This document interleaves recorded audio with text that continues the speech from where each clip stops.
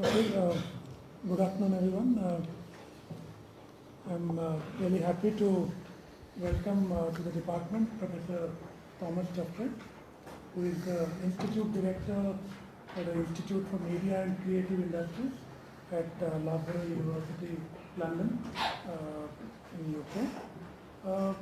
Professor Tufte, some of you who have done social change classes probably recognize the name.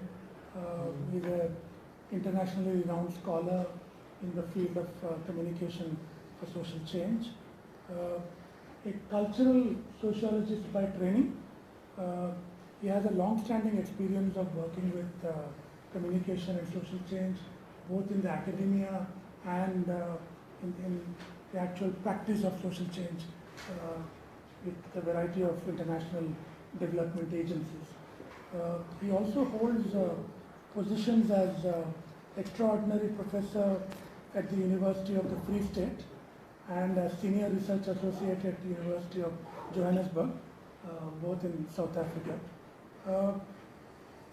He's been interested for a long time on issues around communicative practices and citizen engagement, social movements and social change.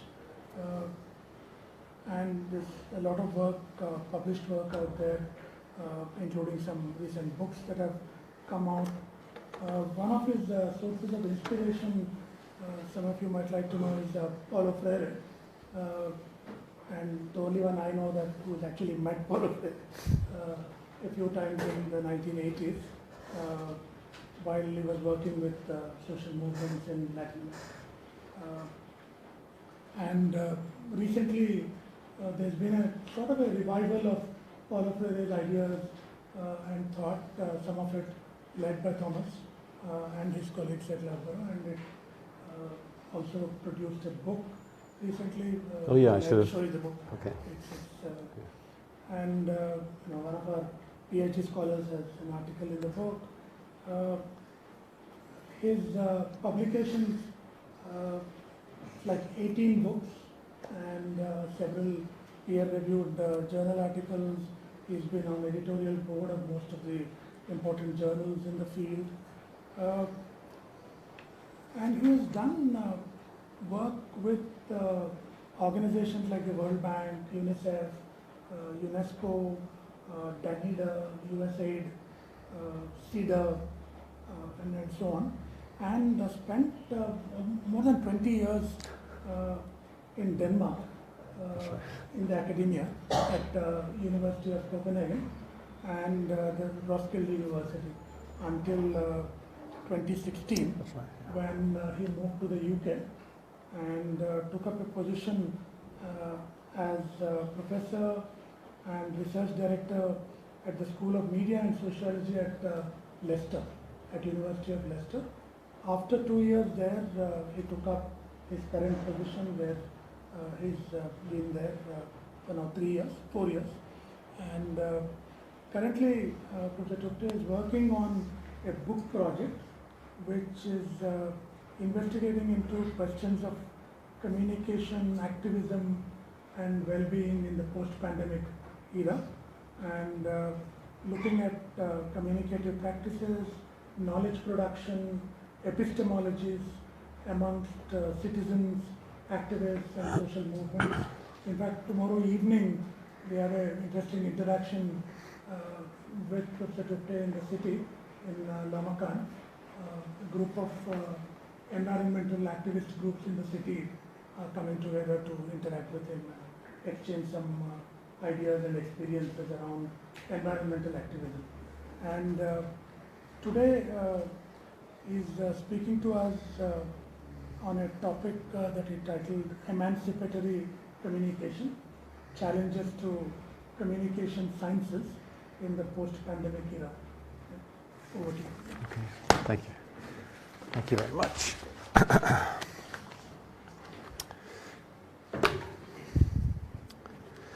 Okay. First of all, good afternoon to everybody. Thanks for coming. And I'd like to start by thanking Vinod and his colleagues giving me this opportunity today, of course, to speak to you. And I hope we'll have some time also for Q&A and discuss a little bit but also for hosting me in such an excellent manner. I think you are doing an excellent job. I'm still here, and you have shown a lot of hospitality, which I'm grateful for. So thank you very much for that. I've chosen to call my presentation, as Vinod said, Emancipating Communication, Challenges to Communication Science in the Post-Pandemic Era. And I'll be reading my manuscript. It keeps me on track, also time-wise. I think I'll be speaking for around maybe 40 minutes, 45.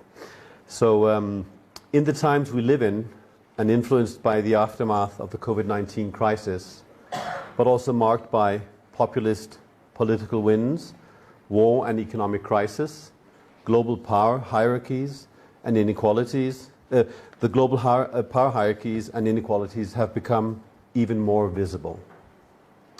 Consequently, it is today more important than ever to counter these developments and to critically assess our communication practices and science. As I see it, the growing inequalities demand a deeper development and design of emancipatory communication practices. However, equally important, the situation demands an emancipation of our communication science, understood as a delinking it from modernist, techno-utopian and commercial frameworks in order to advance the formulation of a communication science that can understand and properly research the planetary challenges we face today. Let me see if this works. Let me just turn it on. I think, yeah, there we go. So, my presentation circles around 3 thematic entry points to reflect and to analyze the prospects of an emancipatory communication in this post-pandemic era. So the first theme is addressing the age of uncertainty that we live in. It's an uncertainty that has been provoked by and that has emerged from many contextual factors that affect our peace in mind, or peace of mind. War and pandemics, political and economic crisis, have all contributed to affecting our ontological security. The second theme is about our right to think and to speak freely, and to produce knowledge and influence society on equal terms, no matter who we are and where we live. It speaks to our right to epistemic freedom. The third theme is about our right to citizenship. In a time with social inequalities on the rise, speaks to a claim not only for voice and visibility, but for inclusion and participation on equal terms for all. Here I'll translate it into a proposal for a sociology of emergences, a sociology of seeing, as Sousa Santos would call it. So, in an age of uncertainty, where epistemic freedoms are challenged, and where many people feel excluded, how can communication, as a discipline and a practice, serve to counter these uncertainties? What epistemology informs and should inform our communication science in order to ensure everybody's right to produce knowledge on equal terms? And what communication practice ensures inclusion and participation for all? My conceptual framing is formed by the rich Latin American critical scholarship within participatory communication, alternative communication, popular communication, communication for social change, and associated fields. From Antonio Pasquale's early critiques of the dominant communication paradigm in the beginning of the 1960s, over Paulo Freire's liberating pedagogy, Luis Ramiro Beltrán's horizontal communication, and Orlando Falsborda's participatory methodologies, to more recent research by Rosana Reguillo on youth, technology, and city life, Cecilia Peruso on social movements, and Eric Torrico on a decolonial perspective on communication. Many emerging and younger scholars likewise feed into this reflection, like Claudia Magallanes' work on communication from an indigenous perspective, or Leonardo Custodio's work on favela media activism, and my colleague Ana Suzina's work on popular communication, and Anna's and my joint work around the legacies of Paulo Freire. Today's presentation builds on many of the mentioned works and scholars, along with many that I didn't mention. Finally, it also builds solidly on Boaventura de Sousa Santos' work on epistemologies of the South. However, my aim today is less to delve on this internationally more well-known Latin American terrain, although we can talk about this afterwards if you want in the debate. And also because maybe some of it is not so known here in India. Rather, I would like today to expand the intellectual agenda building and the conceptual weaving by engaging with similar ideas and concepts as they're being discussed by African scholarship. Many relevant ideas and perspectives have been developing within African social sciences. I can mention, for example, Akile Mbembe's reflections on the Global South as a key space from which to reinvent and understand contemporary global transformation. Or Colin Chassey's argument for Ubuntu as a moral philosophy and a call for humanity that opens up for agency and people's ability to act. Significant is also Sabelo and Lovo Gaceni's work offering us a comprehensive critique of Western epistemology, its colonial legacy, and its detrimental impact upon knowledge production in the Global South. Lovo Gaceni argues strongly for the right to epistemic freedom and in the process unveils many of the rich African strands of intellectual thought. So, it's coming, yeah. So today, by sharing some of these conceptual reflections with you, and I'll say more about these names, are not here, they're African names, they'll come. My presentation will seek to advance an intellectual agenda that can inform the development of communication theories and practices that transcend the limitations of the dominant Western episteme in facing planetary transformations. The remaining part of my presentation will be structured in 3 sections.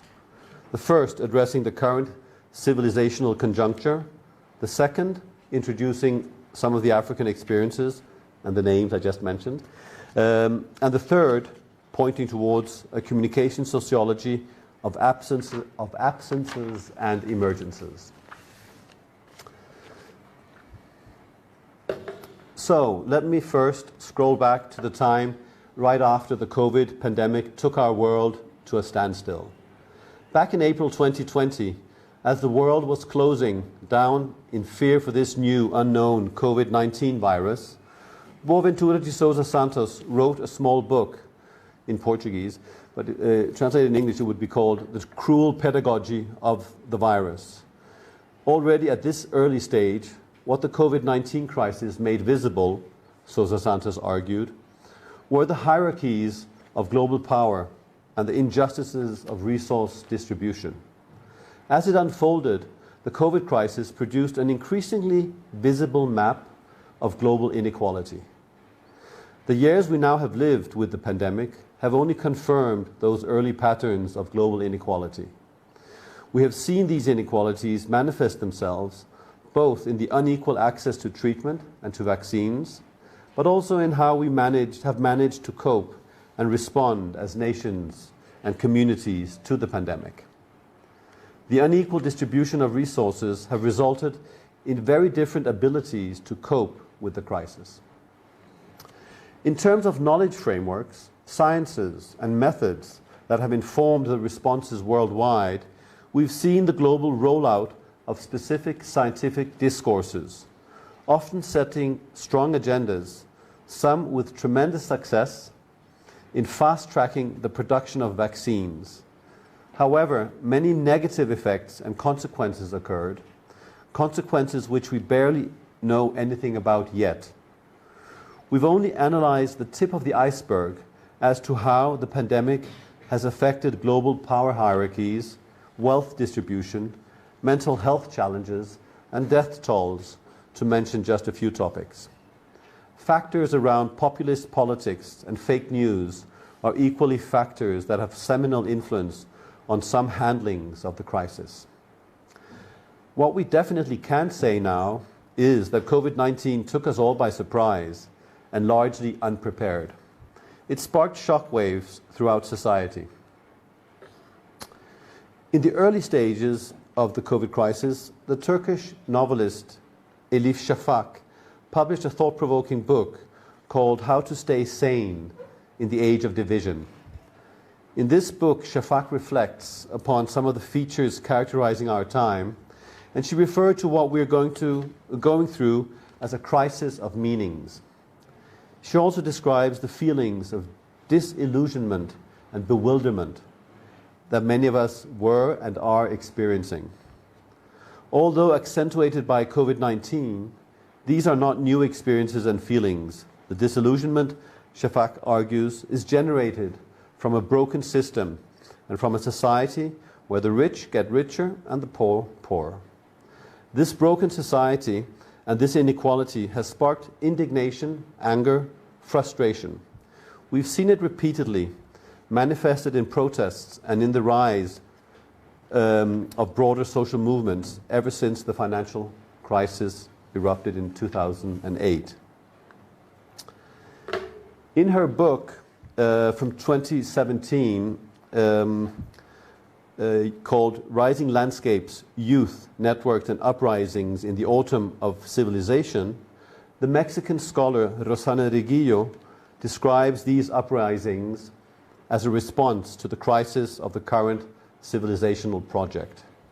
She argues that the resistance to and the protests against society must be analyzed and can only be understood as part of a collapse of the extractivist ideology of the neoliberal development model. In contemplating this broader and deeper crisis, Rosana Reguillo argues, she suggests several ways forward. Although her book was written before the COVID-19 crisis, Reguillo's analysis is helpful. Firstly, she argues there is no way of understanding and recalibrating politics and the scene for politics and for political decision-making without considering the digital networks, the social media, in all its facets. This point is widely recognized today. It's an established field of social science research today and of communication research in particular. I'll therefore not focus my attention on this here today.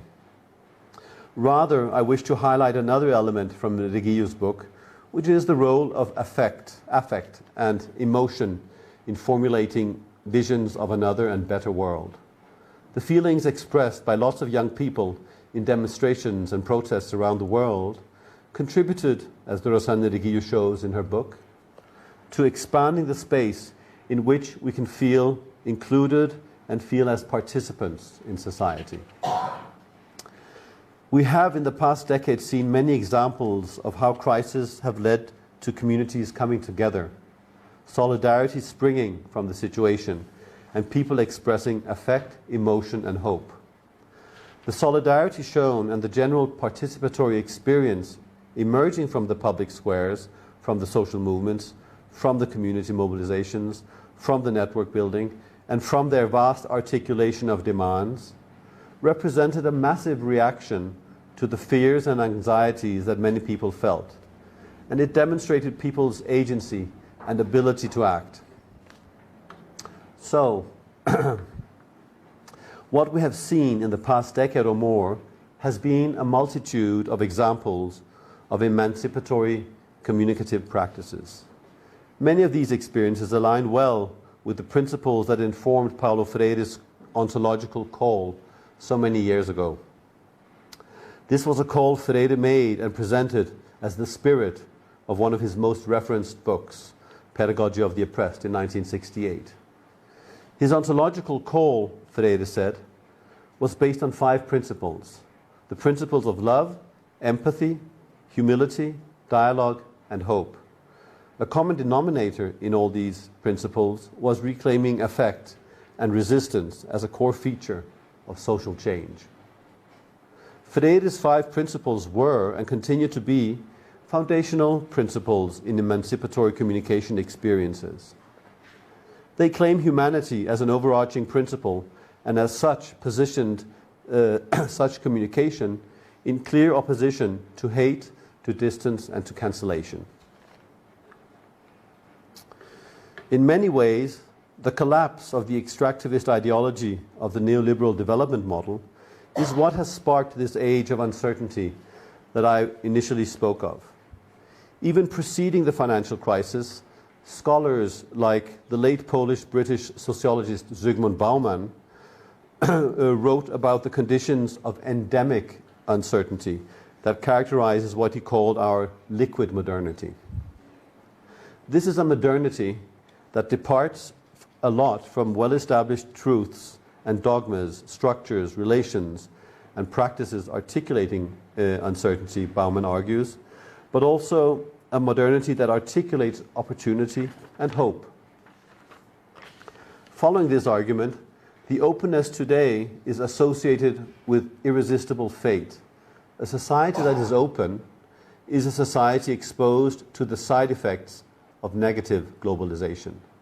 While openness originally stood for the self-determination of a free society, it now represents a society where vulnerable populations are overwhelmed by forces they neither control nor fully understand. A consequence of these overwhelming forces, Bauman argues, is that we focus on things we can or believe we can influence, so that instead of changing the world type of aspirations, we seek to control very individual issues. What he argues is that while existential fear remains unresolved, problems get refocused to be about safety.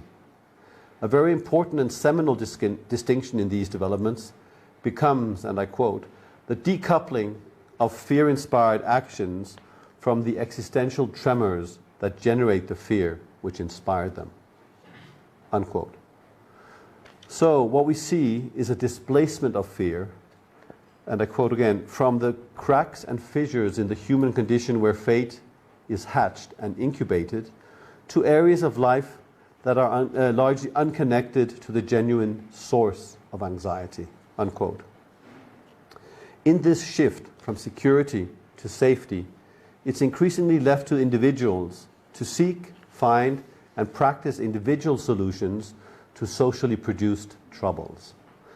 This challenges our society of where we belong.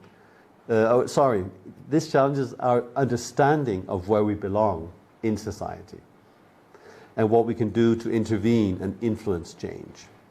In other words, it challenges our agency and our ability to act. Such endemic uncertainty becomes the core feature of a crisis of humanity and civilization. It was in this context we must interpret Boaventura de Sousa Santos' call when the COVID crisis struck in 2020, and Sousa Santos wrote the previously mentioned book. In here, he articulates some of his previously known critiques against the legacies of colonialism and patriarchy and the limitations of capitalism as a model for society. The book ends by inviting us to reflect and to seek a re-articulation between political processes and civilizational processes. This epistemological turn is required for us to begin imagining a society in which humanity, and I quote, takes on a more modest position on the earth we inhabit, unquote. And let me just get some water.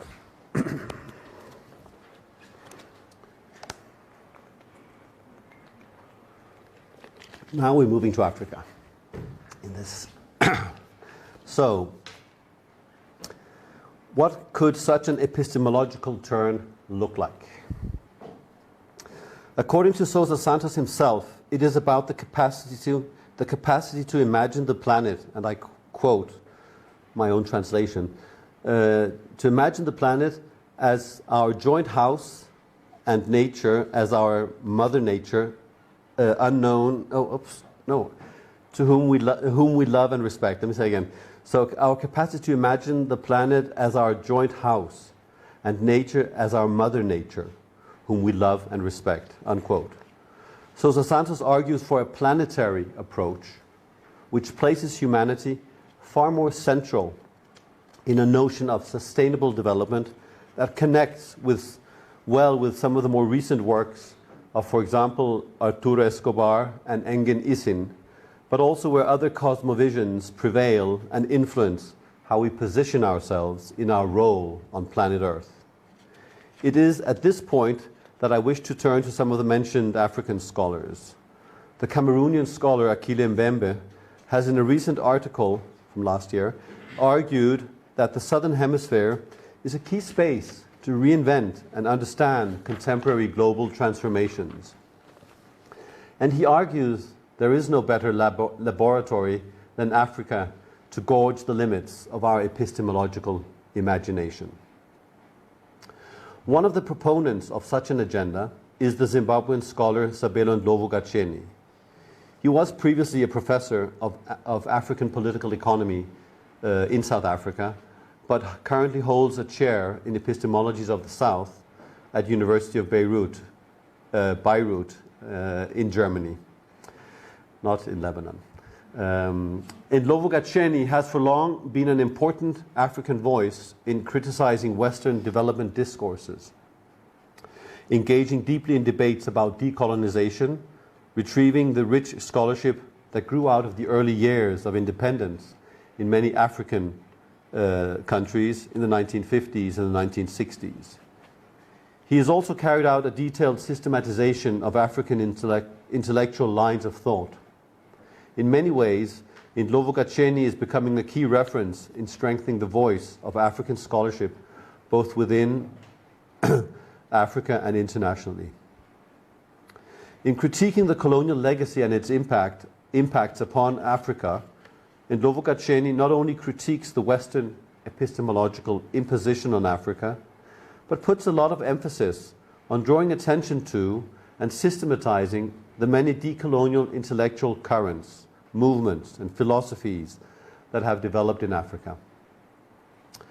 In his book from 2018 called Epistemic Freedom in Africa, Deprovincialization and Decolonization, Ndlovu-Gacheni outlines 20 intellectual traditions ranging from African humanism, black consciousness, and African Renaissance to black feminism, Africana existential philosophy, and African political economy.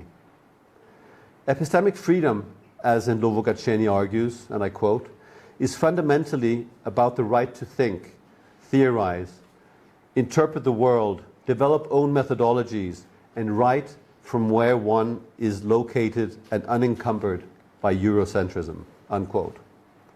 His work reveals the breadth of African intellectual traditions and is itself a powerful example of how to exercise epistemic freedom. In many ways, it connects with Latin American discussions of decoloniality. Ndlovu-Gacheni seeks the South-South dialogue. For example, he recently invited Walter Mignolo to give a talk online in the context of a seminar series run by him for Johannesburg Institute of Advanced Studies. He also just this month published a joint interview with Sousa Santos about the role of the university in knowledge production. For the field of communication, the Southern African scholarship, as described above, is significantly influencing a growing group of scholars, including Colin Chassi, that I will return to in a moment, but also Nyasha Mboti and Cuthbert Tagwirai. They happen all to be Zimbabweans, but working at South African universities. Mboti is in the process of publishing a collection of 4 volumes on the field of apartheid studies, working on not only documenting the continued presence of systems of oppression in the South African society, but more importantly, on proposing a methodology to study oppression, something Tagwirai is embarking on, exploring the digital media text of social movements using apartheid studies as his conceptual framework. If you don't mind talking too much, better.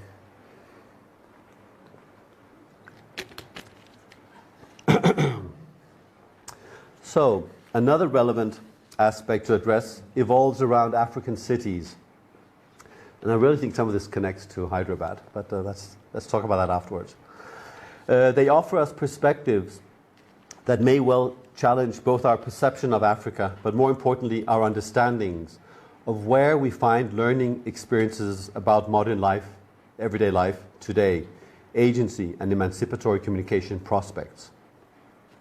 Back in 2001, the two Dutch scholars, Rem Koolhaas and Edgar Kleine, pointed in the direction of African urban studies, arguing that a city like Lagos, one of the biggest cities in Africa, a non-city, as others would consider, are actually highly functional despite a lack of infrastructure. As they stated, and I quote, "Lagos is not catching up with us. Rather, we may be catching up with Lagos. It's a paradigm of the future of all cities," unquote. No, sorry, at the forefront of globalizing modernity, unquote. In their later book, that's called Lagos, How It Works, Koolhaas and Kleine approached Lagos as the icon of West African urbanity. Their main assumption is that African cities represent an extreme paradigmatic set of cities at the forefront of globalizing modernity. Similarly, and pushing these points more towards our field, Akili Mbembe and Sarah Nuttall, who live and work in Johannesburg, South Africa, edited a fascinating book about Johannesburg as the elusive metropole. In this book, they argue that metropolitan existence is less about the city as such, or how the latter is made and by whom, than about how it is exhibited, displayed, and represented, its colorfulness, its aura, and its aesthetics. As they say, there is no metropolis without its aesthetic dimension. Walter Benjamin, Georg Simmel, and Weber, and others would subscribe to this point. In exploring the everyday experience of the metropolis, they draw on what they denominate critical pedagogies, including pedagogies of writing, talking, seeing, walking, telling, hearing, drawing, and making. However, to understand co-creation of cities with the participation of its inhabitants, we must critically unpack discourses of, for example, the Rainbow Nation of South Africa, its colorfulness and aesthetics. As Mbembe and Nuttall argue, we need a more complex theorization of race, labor, and capital as a means to understand the relation between injury and personhood, or the extreme acts of violation perpetrated in the name of race in the history of South Africa's city forms. And perhaps African, European, and Latin American city forms, and Asian I should add, after all, are not so different in their history and development.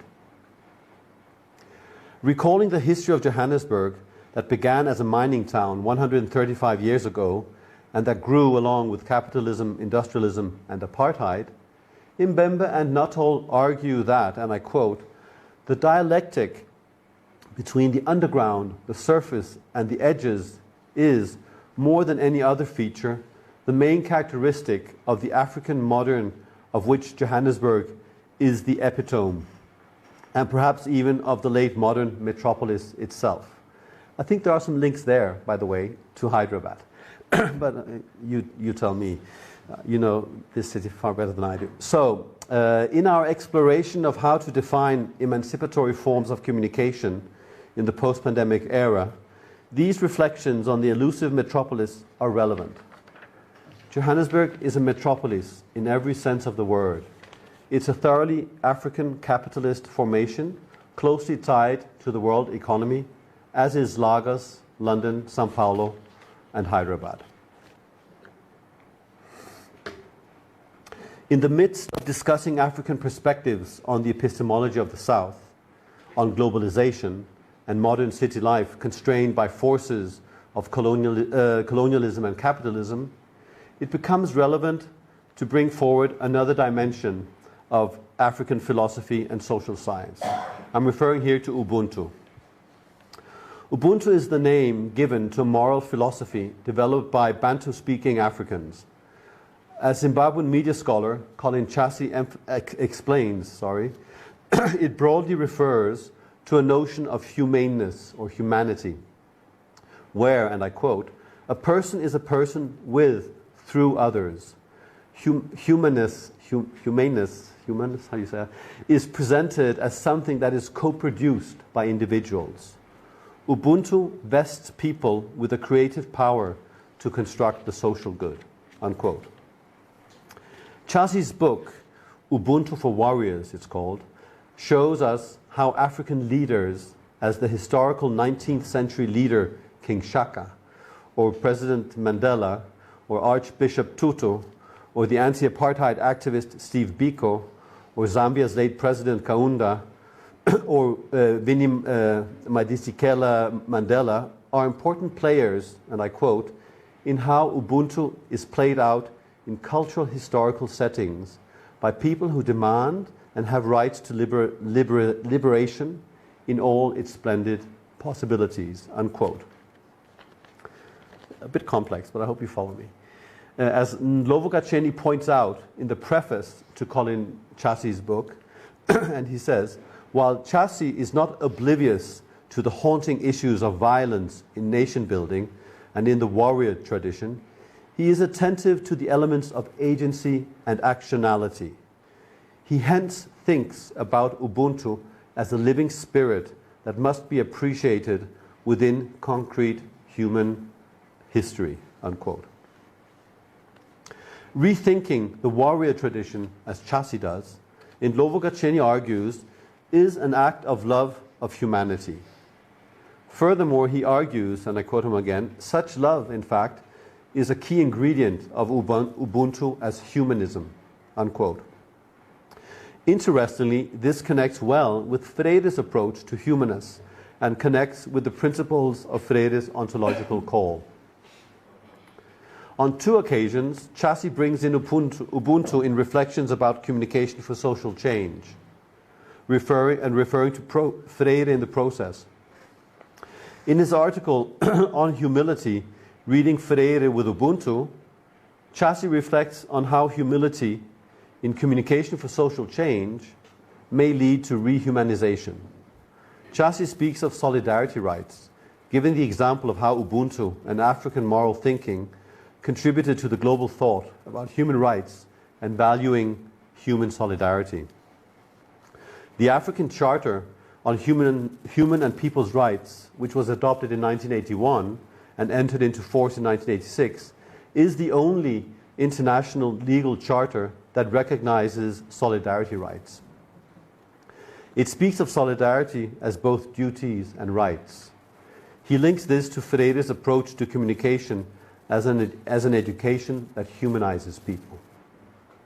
He further argues that denial of an education is an act of violence and aligns such structural violence closely with the Latin American liberation theologists.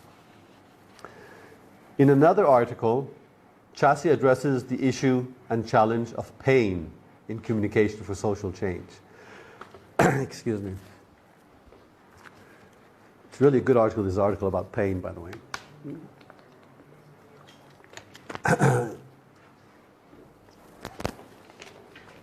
So in that article, he defines communication for social change as a humanitarian project that uses socially accepted styles of preventing and ameliorating pain. He argues that for the need to address these pains to avoid that, quote, well-meaning communication for social change, unquote, produces harmful implications, consequences, incidents, and norms of pain and of its social uses, unquote. So in historicizing how we have dealt with pains, Chasi speaks about the epistemological dominance embedded in some ways whereby Western societies have dealt with pains, developing more effective practices of knowledge power. Chasi argues that modernization is a paradigm of thought when it is assumed as a mantle of theory and practice, takes forward rationalist ideas about pain which carry the legacies of modernist and colonial practices. Chasi's argument challenges us to revisit our epistemological foundation, us that work in communication for social change. An example of this can be seen in the case study developed by Nompumulelo Gumede, a PhD student from University of KwaZulu-Natal in Durban, South Africa, and who has an article in the Ferreira book. I don't know if it's around somewhere, but the book we just mentioned before. She has worked with the impacts of the pandemic on communities in South Africa and shown how local South African populations, struck by the fears and anxieties that COVID-19 provoked, were offered one-way, top-down communication services that stifled public participation and failed to integrate local knowledge and contexts. It's an example that speaks to what Chassi called the continued epistemological dominance and communicative practice in South Africa of modernist and colonial practices. So, I'm moving towards an end now. From this brief review of some issues from within African social science,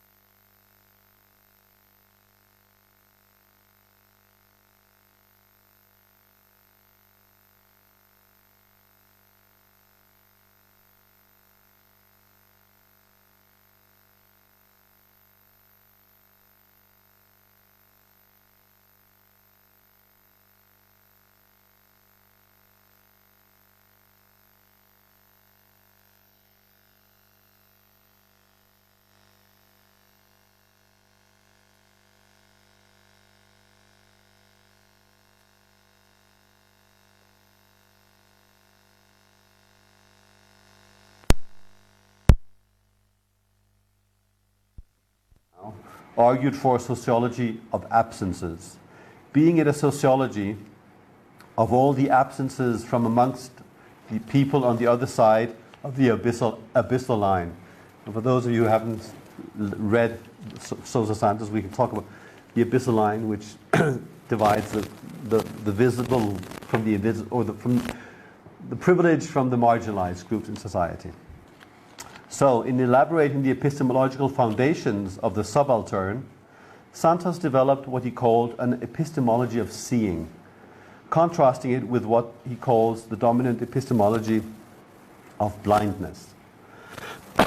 The blindness he refers to is a blindness to all the absences, needs, and injustices of marginalized groups in society. The epistemology of blindness, Santos argues, is what has led to the historical process whereby a particular form of knowledge has come to dominate. He calls it knowledge as regulation.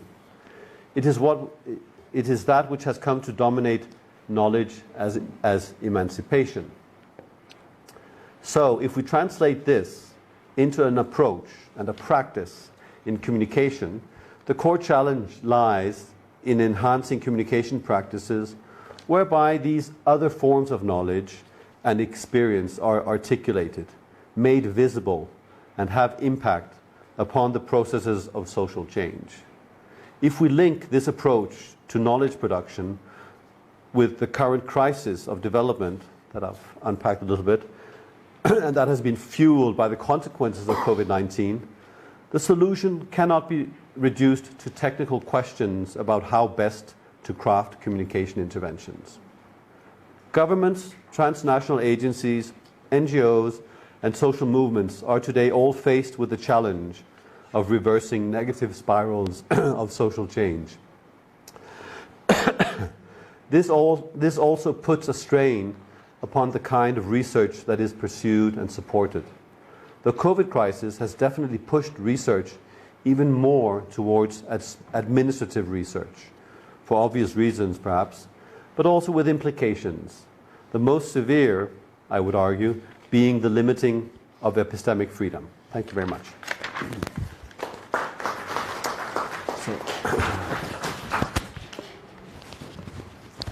I can take that off? Yeah. Oh, you keep it. Well, I'll keep it for Q&A, yeah.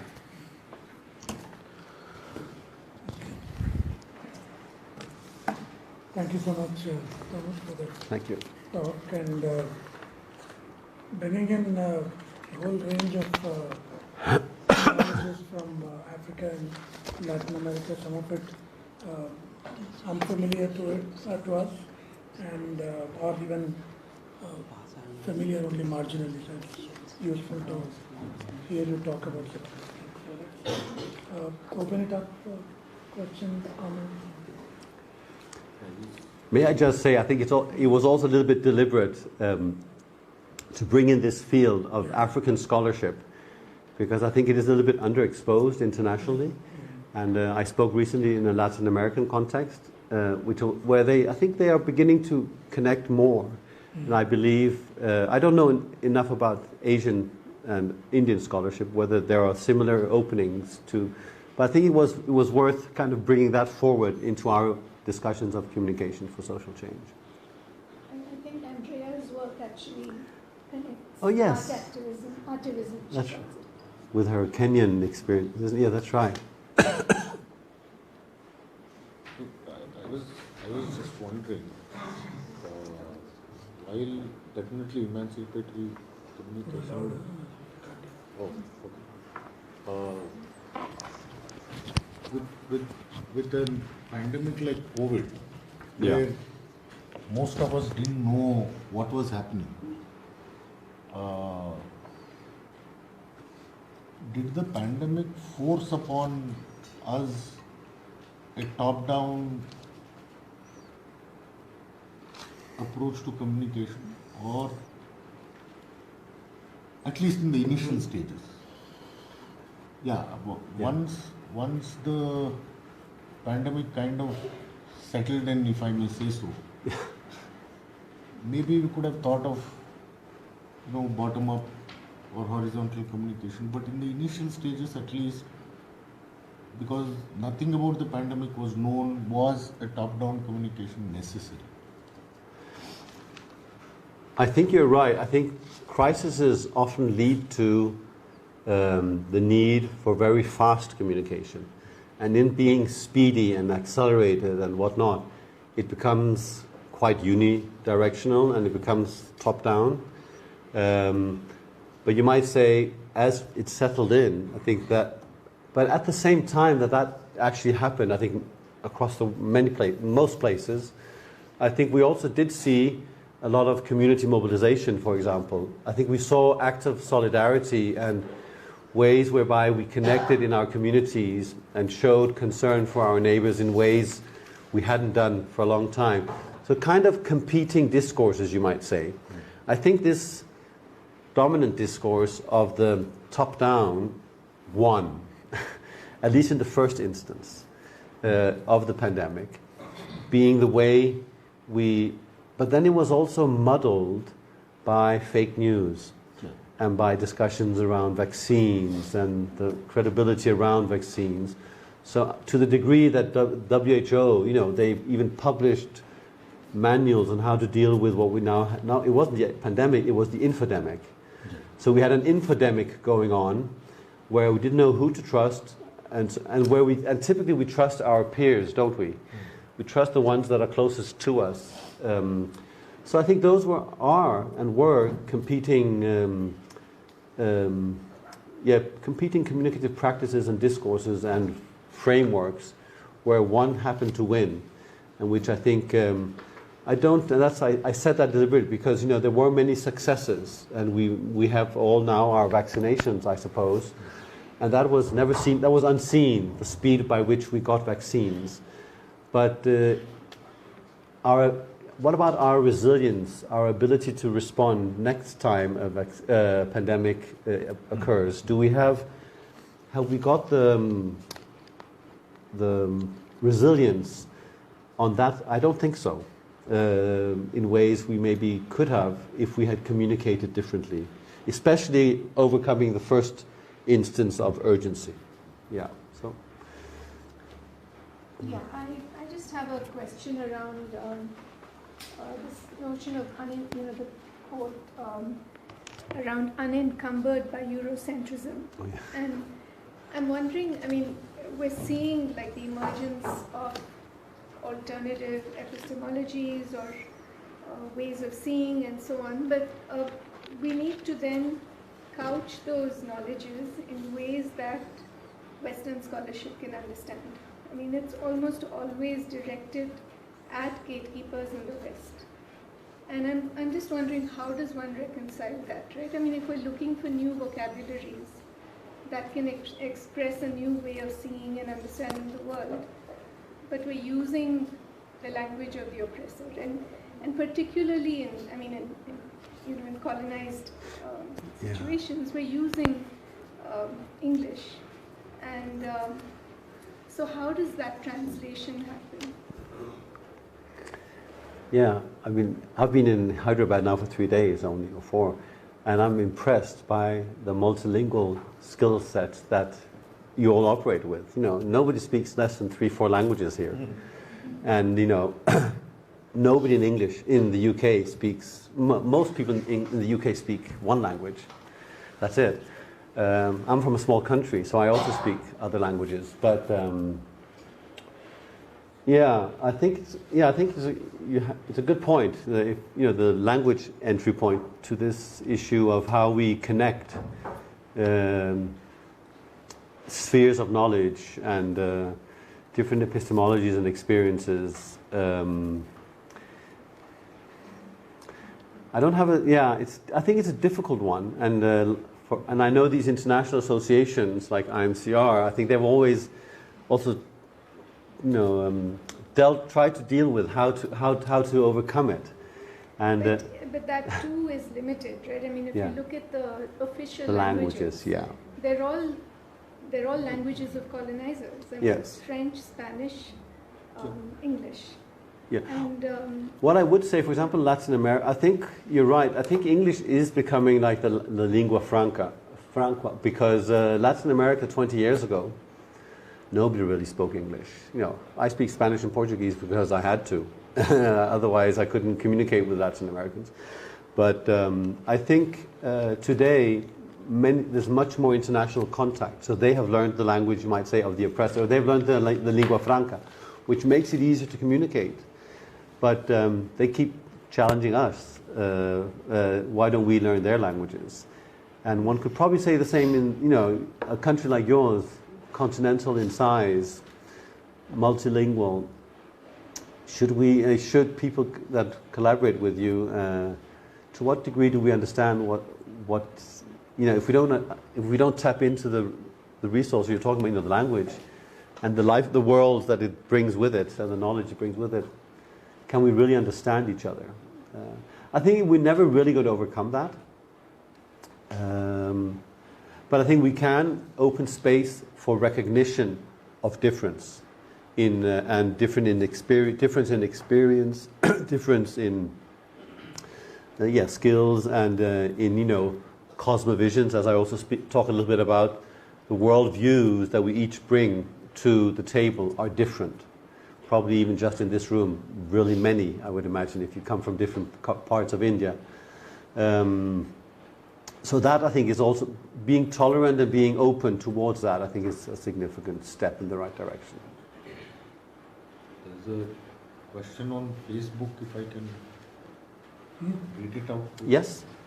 Our former student Aniruddha Jaina, he asks, if we use the principle of empathy as a category to recognize and identify inequalities, including that of communication, then what could be the possible departure points to start with to engage and investigate issues of development and social change? Yes, okay. I think I would refer to the set of principles that lie in that ontological call that Paulo Freire made many, many years ago. I think it's quite a holistic approach, and that speak to empathy, but also speak to these, let's say, soft principles around which to communicate, and maybe even very intangible principles. But at the same time, some of them are quite practical, like dialogue. So I think within that, I would situate empathy. So, and that for me would be a way. Empathy is also about recognition of the other. So I think it's also about listening. It's also about reaching agreements through dialogue, not by throwing arguments in each other's faces without listening to each other, or statements. So I think empathy is not a bad starting point for communication for social change. So I hope that answers your question. Please. My question is sort of similar to what Krishna asked. Now we're talking about epistemic disobedience and stuff like that. Do you think, is it practically possible to come up with an alternative by totally getting away with the Western influence? Now, or even if that comes out, and with the rest of the world being so culturally different, and as ma'am mentioned, with a lot of languages and all, what could be an alternative? Like, is it possible in any sense? Yeah, I think that those processes don't happen overnight, and I think I kind of like the epistemic disobedience concept, because it's about the disobedience is about questioning the dominant discourse.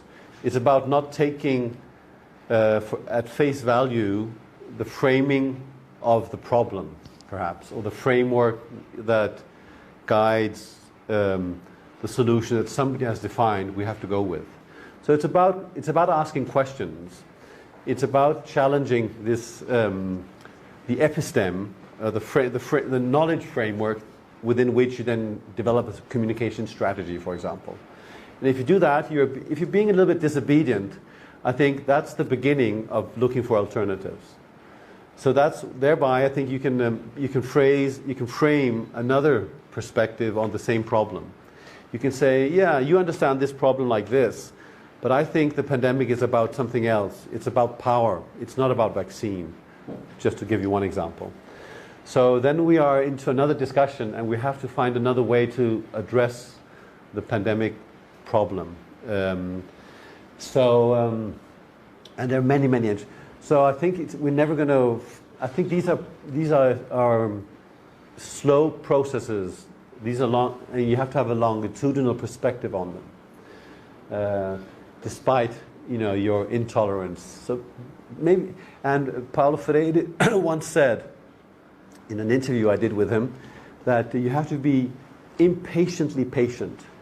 So I think it's going to take a long time, but you'll be patient, but be a little bit impatient and be disobedient, I would add. So yeah. Thomas, somewhere I think a couple of times you brought up critical pedagogy. Yes. I mean, with your long experience of teaching and researching in our field, what is your vision of a critical pedagogy for emancipatory communication? I mean, how does it look like? I mean, Yes, that's a good question. How does it?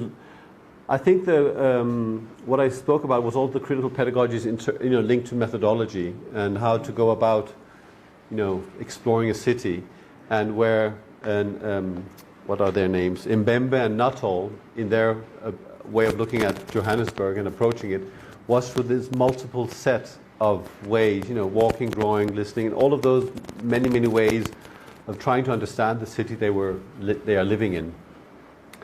So, and I think that speaks against staying in the discussion of methodology.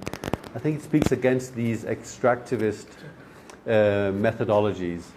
So, I'm also very conscious about it myself. When I first proposed to Vinod, I would really like, I'm going to fly in from London to Hyderabad. I'm going to be here for 4.5 days, and I'd really like to.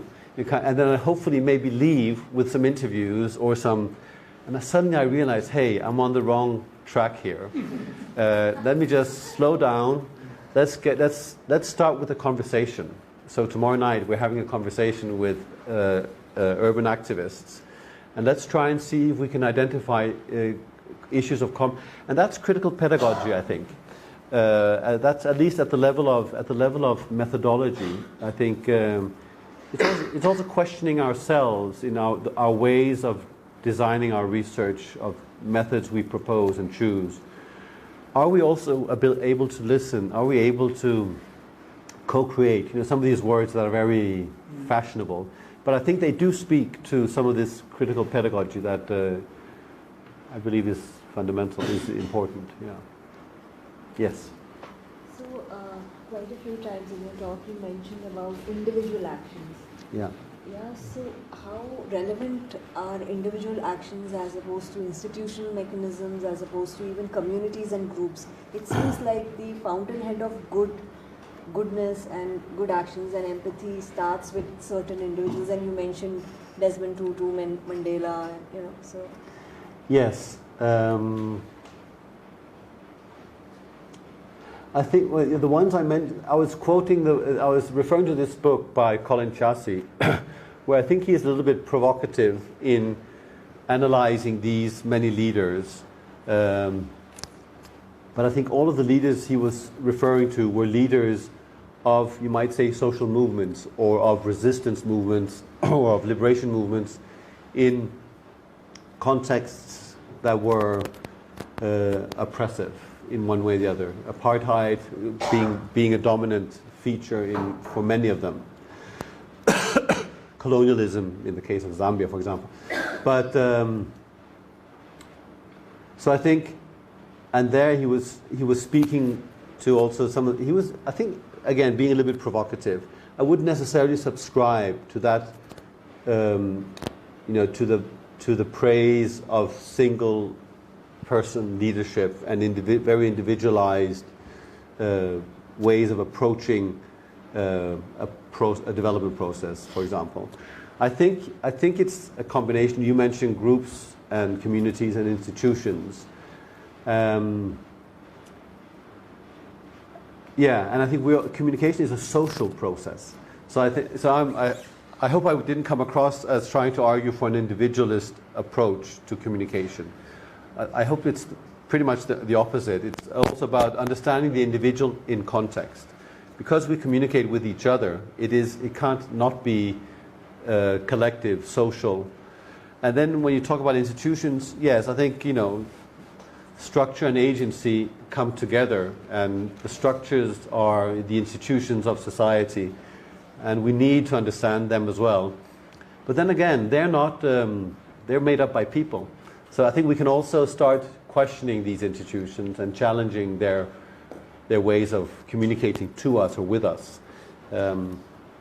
So again, it's complex, but and I think the reference I was making provokes us a little bit when he starts talking about, King Shaka was a very violent leader. And so how do you defend that and talk about humanity? I think there are some issues to be unpacked there in Colin's work. I didn't have time, and I'd have to use more time on exploring that. But good question. Thank you. Yes. This provincializing Europe, in some sense, has been a project for almost 100 years now. And these questions have been asked for 100 years now. And every distinct phase, this question probably takes a specific form. Nationalism was one kind of a form, which wanted to do almost similar things that you were suggesting. And then comes a certain kind of new social movements, which was another kind of a project. Yeah. So it seems to be a cyclical process. The question keeps coming back again and again. What I was wondering is whether knowledge as regulated and knowledge as liberating are two sides of the same process, or the very distinct process. That's a difficult one. Yeah, whether they're two sides of, what do you mean when they're two sides of the same, Right. because of the It's cyclical... a dialectic of a kind, Yes. where you cannot separate them. No. No, you're probably right. I mean, in studying social movements, I've argued for what I call the dramaturgy of social change, which is about understanding both the multiple actors, the individuals, the institute, the complexity of the drama has many actors, but it's also about the ups and downs and the longitudinal aspects. I think that's what you're saying. Yeah. This is It's a very productive process. I'm not saying Yes. it's a negative process. No. Yeah. So maybe you're right. I think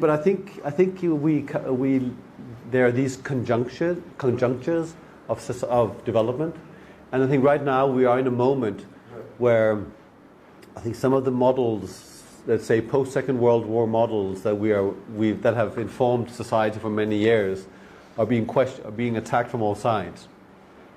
Climate change, I think, is also one indicator of that. But the whole climate change, that our Western development models have not really worked, or have worked to some degree, but are reaching some of their limitations. So, and that with that. Actually, let me push that further. Okay. If one were to think, there is nothing called a distinct Western modernity.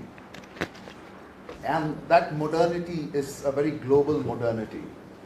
And that modernity is something that would work in a dialectic of both liberation and of regulation. Yeah.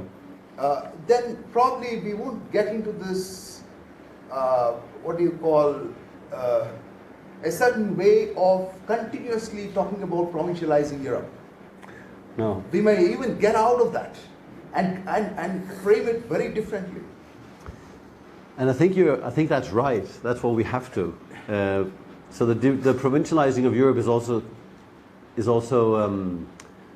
It seems the most defining Europe, is limiting how we understand Europe as well, in some could be, sense.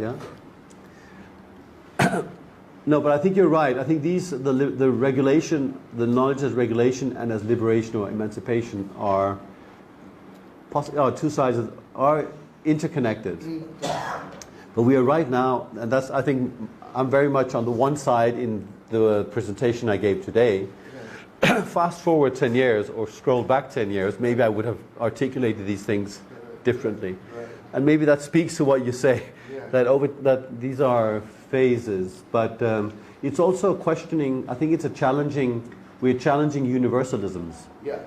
I think we're challenging modernity as a one-size-fits-all. Modernities is probably more right. That we have, and that's the case from Johannesburg was also about other modernities in some sense. It would have less infrastructure, but it would still function. Yes. So, which means there is some other infrastructure working there. Yeah. Not the infrastructure that's visible, but the infrastructure that you don't see. Example of Lagos. Yeah, exactly. Yeah, no, I think you're right. good question. Yeah, it's but there's no easy answer to it. Yeah. I think you're right also about looking at, and also looking at development beyond 5-year cycles or 5-year plans, and look at it as continuum and a long-term issue. Back to the question about alternatives and how we find them and how quickly they. I think this constant dialogue between different perspectives. Disobedience also is not an easy thing to. No, to practice, to do. But I think it's because we've reached a stage of closeness and of one model kind of the society showing cracks and fissures and limitations, and therefore we have this kind of critique, I think, and this kind of. But I also sometimes, when we had a seminar recently with Boaventura de Sousa Santos. He gave a lecture, but the next day we had a small seminar with him about ecologies of knowledge. And one of our colleagues he's Chilean, he had just flown in from Chile. And he was, I wouldn't say this angry young man, but he really said, sometimes violence is necessary. And he was very, he just came, there'd just been elections in Chile, and they were moving towards another. He was being. And then he was also very, very adamant about the West, criticizing the West. And that's a little bit the same as provincializing Europe. Who is the West? And I was just talking to Vinod an hour or two ago about also who is the global South. And we need to also unpack those concepts that are packaging us too much. And it becomes too closed. We need to unpack them and show, all the intersectionality of it, which I think is also a very contemporary concern. Anyway, yeah, we can go on for a long time. Kind of appreciating you giving a sort of a cross-cultural, if you will, both Africa and Latin American context has been brought in. A couple of things. Do you think we learned something different from the pandemic? Given, say, in the past also, inequities or other kinds of things have always been exacerbated. Tsunami episode led to Banda Aceh in Indonesia giving up their movement for a separate state, moving away from Indonesia. That's gone. They were decimated as part of the tsunami. Right. And pretty much that movement is also brokered then by the President of the United States, and peace was sort of restored, so to speak. But it had its own, we have our own examples of how agendas that were latent gets implemented during those times, right after such crisis, if you will, or episodes of whether pandemic or something else that comes around. So how is this different in that sense of the word? There's a whole lot of evidence that's been, Kelman comes to mind as well. Which one? Kelman, for example, comes to mind, they have all been documented for a while. So how do you see this episode different from the previous ones as whatever have occurred in the past? I'm also very, just to push you for 2-3 minutes, where do you situate yourself vis-a-vis these insights that have been given by, you already shared many of them from different parts of the world. So where do you stand vis-a-vis all this literature? What is your take on it, and where's your position? Thank you. And I could add to that, who am I to talk about African scholarship? Being a gave a insight, and I'm appreciating that. Yeah. But still, do you have a take on it? Yes. Given this multiple authors you have interacted and listened to and you've engaged with for a long time. But let me start. Thank you for 2 good questions. I think the first one, I'm not quite sure how what's different about this pandemic. I think one thing that we need to understand is the scale of it, and also the global dimension of it. I think it's big and it's global, and it's happened in a time of digital technology and ability to communicate instantly across everything and time and space. So I think we have to analyze it from some of those perspectives. But having said that, I think you're right, and you brought up a number of examples that we always have episodes and crises throughout history. We've had many, and in some of my work, I've talked about condensed moments, and I think this is one of the condensed moments that we have to learn from. And I'm very inspired by an Indian anthropologist. I don't know if he's still Indian, but Emancipatory, lived in the U.S. for many years now, but nevertheless, I think his theory of rupture from the mid-90s, where he talks about migration and the electronic revolution as two moments that are rupturing, that are producing unstable subjectivities. So it's really producing discomfort or some of this bewilderment that I spoke about today, I think comes from these condensed moments. He more described, I think, something that was more processual. But I think it's interesting to look at condensed moments. And the other day I was talking to one of your PhD students, Manisha? Yes. And her focus on shutdowns. That for me is a condensed moment. I think, and it's a micro version of these big crises and episodes, which I think is interesting because it's something's happening that reveals some of these inequalities and injustices and whatnot. And then I think your question comes in, and I don't really have the answer, but I say it's global, it's digital, and it's big.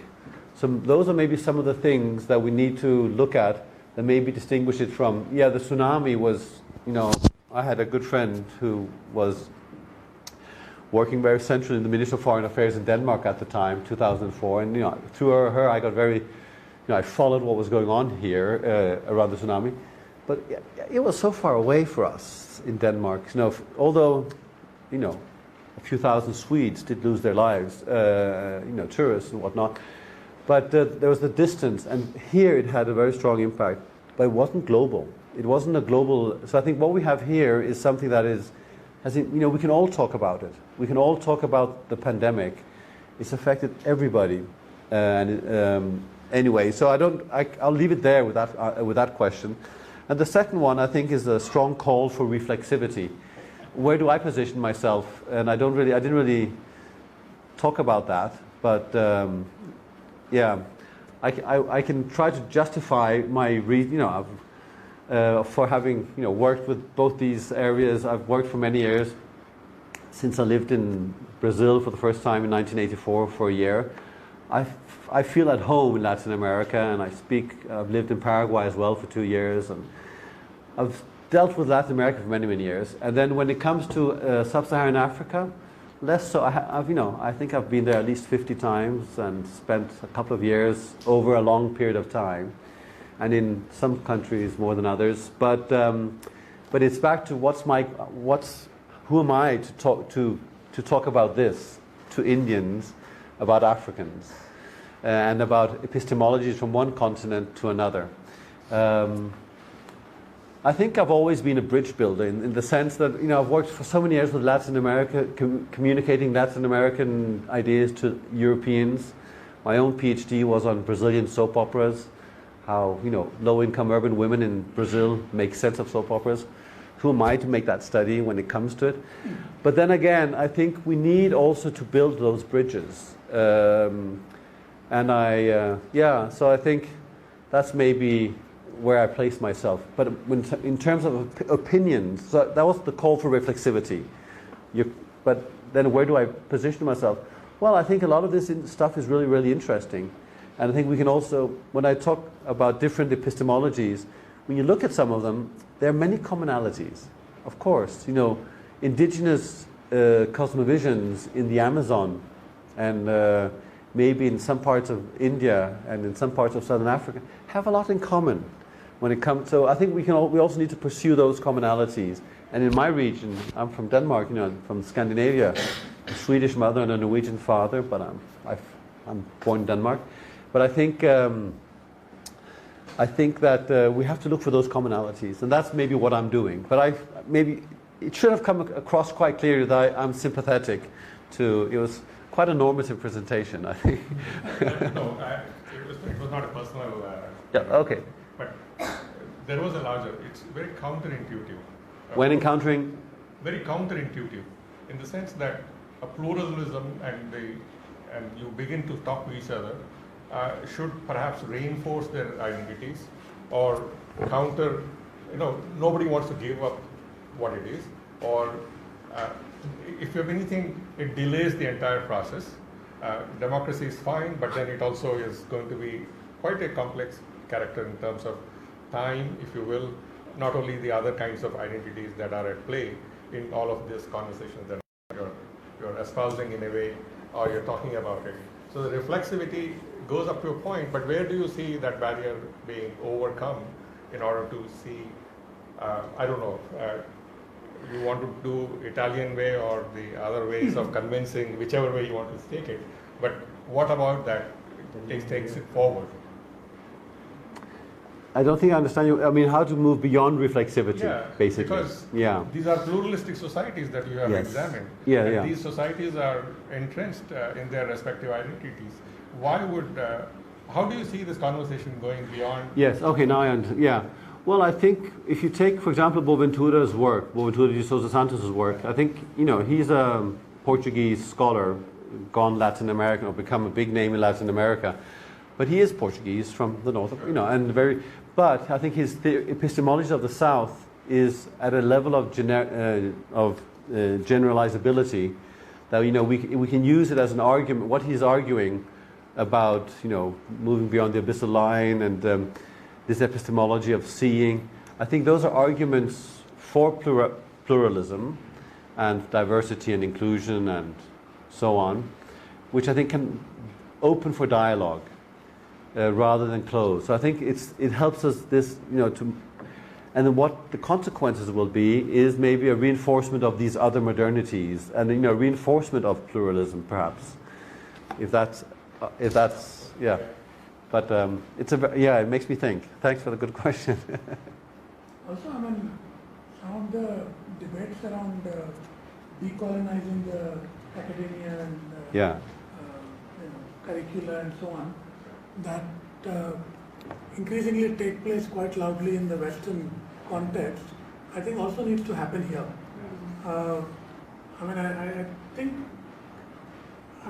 I was made quite acutely aware of not knowing quite a lot of interest in, African or Latin American ideas. Some of it is again an issue of colonial, language issues. Latin American scholarship rarely comes to us immediately. It takes years before it comes out in English.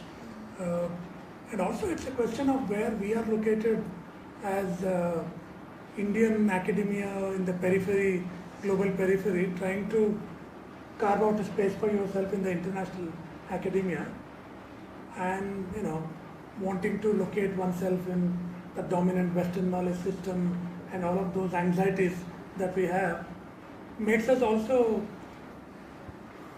forget ourselves. And the enormous amount of knowledges that are getting generated here in Africa or Latin America. Our curriculum, for example, some ways, if you have an Arjuna Padurai who opens up Western academia to other kinds of thinking, or you have somebody at Princeton who will start a Center for Dissent, which is primarily bringing in Indian or African scholars. So it seems, again, you go back to the individual. You need individuals in positions that have access to academic power to open up and also those we need discussions. to engage with knowledge coming from the other countries, the other nationalities. That's also an issue. Most times we don't wish to engage with that knowledge at all. Yeah, because you're always trying to impress the white male editor of journalism and mass communication quarterly, right? No, some of our Latin American friends are always making you feel bad, saying, I'm struggling to speak in English, I'm trying to communicate with you, you're making no effort to talk to me in Spanish. It's been 5 years since we met, have you made any effort? No. They're all entrenched in our own dominant coloniality. Yeah, I mean, it's just not language. I mean, it's No. deeper than that, but Yeah, it is. Yeah, it's one symptom of definitely. that. Yeah. One observation from popular culture, which I just got reminded of because of all these discussions. You mentioned self-reflexivity. I don't know if you've seen the latest Marvel film, The Black Panther, and they showed both these continents, Africa and Latin America, and alliances between them. But the larger, production house is American. Yeah. The Marvels are. So I'm just wondering, I mean, it just makes us think about who's producing these stories and who's sort of. May I? With this particular, I haven't watched the movie yet, but it came up. There was a very interesting article, I forget from where, which talked about how within Latin America, this was about colorism within Latin America, and how within their popular context, you would not find a character, the main character who's played, he is of indigenous descent, he's Mexican, of indigenous descent. Yeah. He would not find himself as a lead character in his own country, in Mexico. He would not find himself playing a lead character. But it took a movie made by Black Americans primarily for a Latin American actor of indigenous descent To become. to get a lead role. So after reading that, I was very perplexed about how do we even where do I situate this in the larger context of inequalities and people, being denied opportunity. Yeah. But this also works in terms of academic context, right? I Yeah. have an older brother who is, a researcher. One of his first works as a research assistant was because an Indian was working in NYU and then needed somebody to help within, the local context, to help within research. And that's how he got his first primary research assistantship position. Yeah. It took somebody coming from there to give him a proper opportunity. So, this is what always seems to happen even within academia. It, again, comes out like what Ma'am said. It Comes down takes to individuals. Yeah. Situated institutions of power or places of power where they can help. Those with the means. Yeah. I think Leo Custodio actually talks a lot about that. Because Who? He's Leo. Oh yeah, Custodio. Yeah. Yeah, he does. Yeah. Because he's a Brazilian, African Brazilian, I guess, Yeah. and he works in Finland, and he works on favelas. Yeah. And so he's constantly talking about how does one reconcile the fact that you're positioned in a global north university as a minority, and in a way you're doing extractive work, right? You're going back to Brazil and collecting data. So how do you build a bridge that goes beyond the extractivism? Yeah. Yeah, it's complex. It's not. No, it's not easy. But I think this is a good example. This film. I haven't seen Black Panther, but there's another one I forget which I have seen, which is this woman, female. She becomes a queen in Benin in West Africa. It's also a Hollywood production. Which one? It just came out. I saw it in London. Viola Davis. Yeah. The Wonder Woman.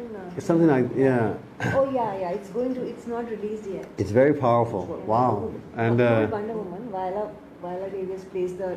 she does. Queen. She plays the queen. Which movie?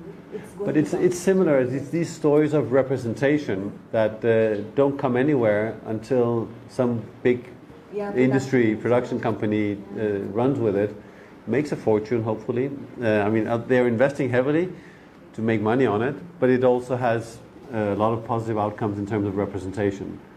And story is being spread. Yes. So what's our opinion on that? That's what you're saying, isn't it? I mean, how do we? So some people say they did it out of guilt. Anyway, Also, issues of recognition and misrecognition. Yeah. Representational politics of that time. Are there any other questions on the Facebook? She King is the movie. Says Annapurna. Okay. What's the movie? She King. King, yeah. She King. Yeah, that's right. She becomes a king. That's right. Yeah. Any of the other PhD students? We had one of them say something. I know some of you met Thomas yesterday.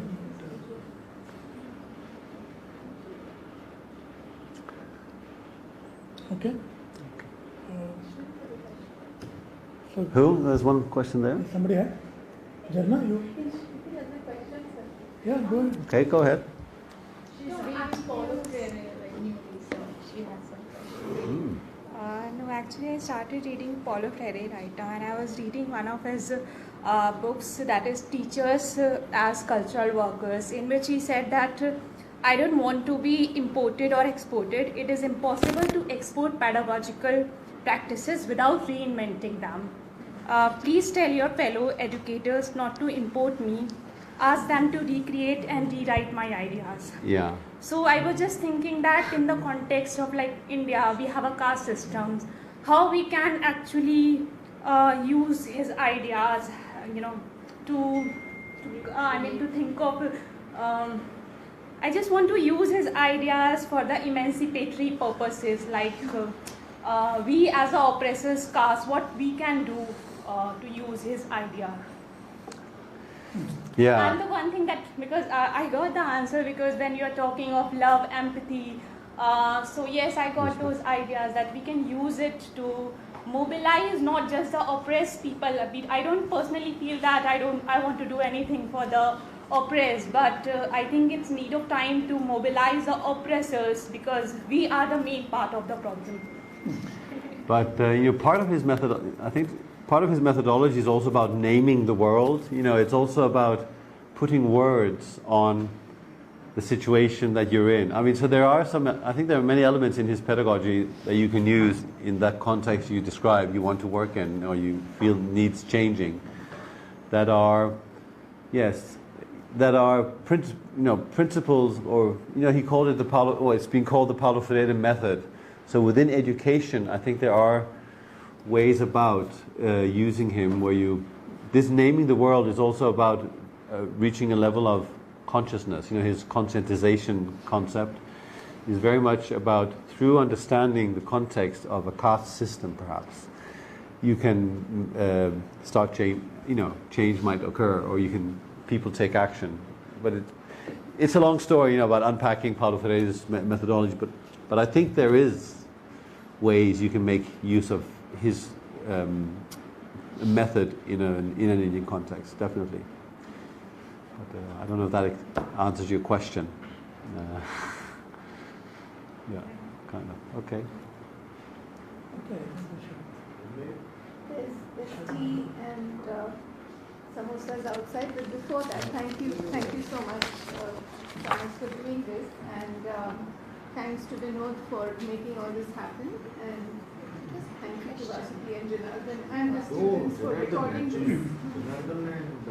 Yeah. And Samir for recording. Yeah. Yes, and of course. No, I started. Yeah, you said that. Yeah.